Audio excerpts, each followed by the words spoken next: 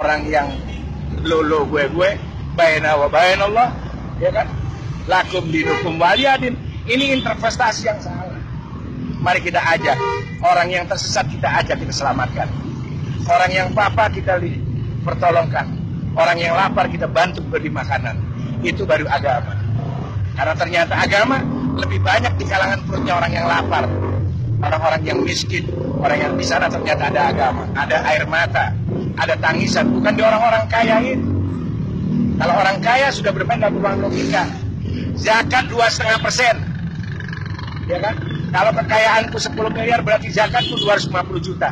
Tapi mana perwujudan ada orang yang zakat 250 juta? Ada? Nggak ada. Yang ada cuma nasi sebungkus sama ayam sama sambal, berharap dapat surga dari Allah dengan bahasa pahala. Kita lihat bagaimana Islam mau maju berkembang tatkala kita intoleran. Bukan intoleran dengan orang yang di luar sana, tapi intoleran dengan famili kita sendiri. Ikhwanul fiddin.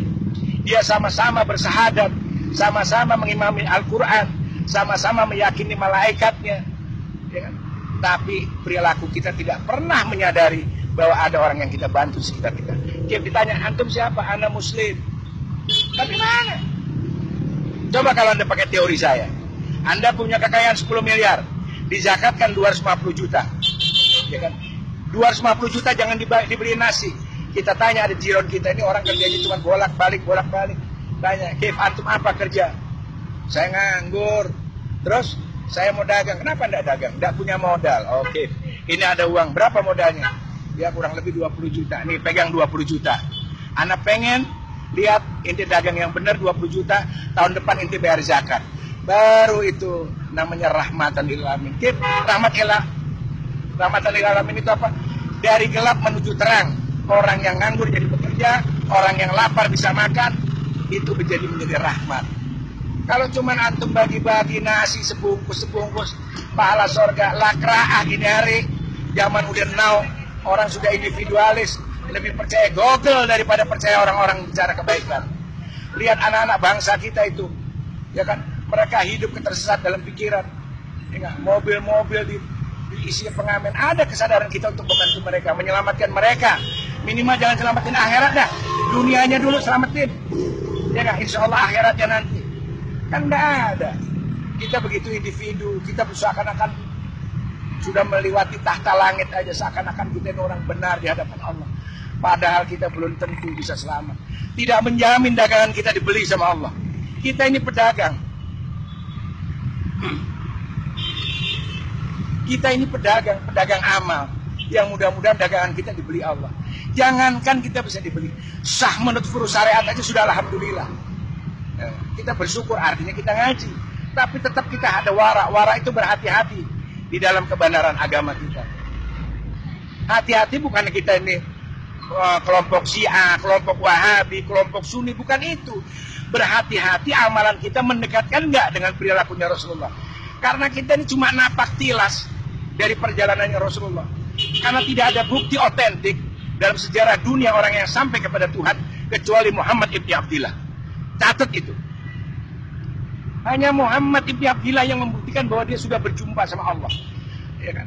Ada namanya Siddhartha Gautama. Dia tidak sampai pada itu. Ya kan? Ada yang orang-orang hebat tidak akan pernah sampai. Cuma satu-satu buktinya.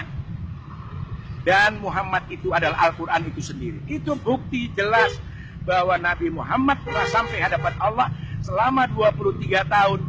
Dari lisannya yang mulia lahirlah Al-Quran.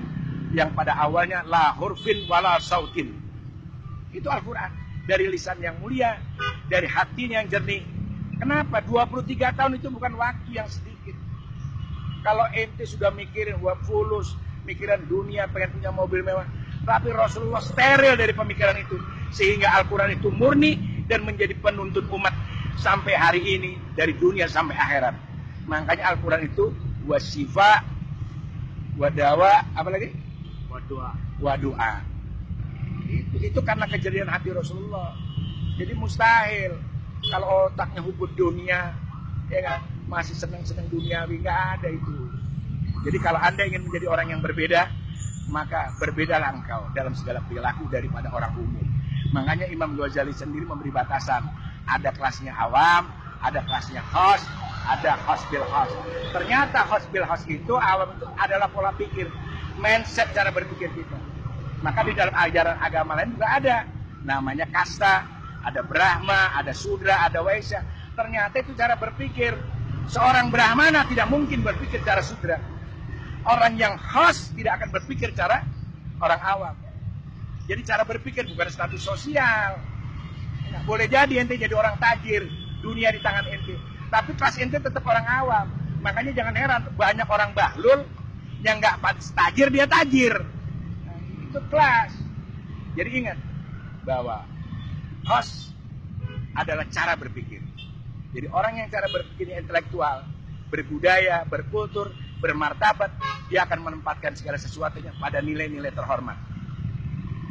Tapi kalau antum memang orang rendahan, walaupun anda di pinggir jalan, ditaruh di istana sekalipun tetap anda rendah dalam berbudaya dan berkultur. Tapi kalau anda memang orang yang punya kelas, walaupun anda di pinggir jalan, tetap anda seperti mutiara di dalam lumpur, indah adanya. Assalamualaikum.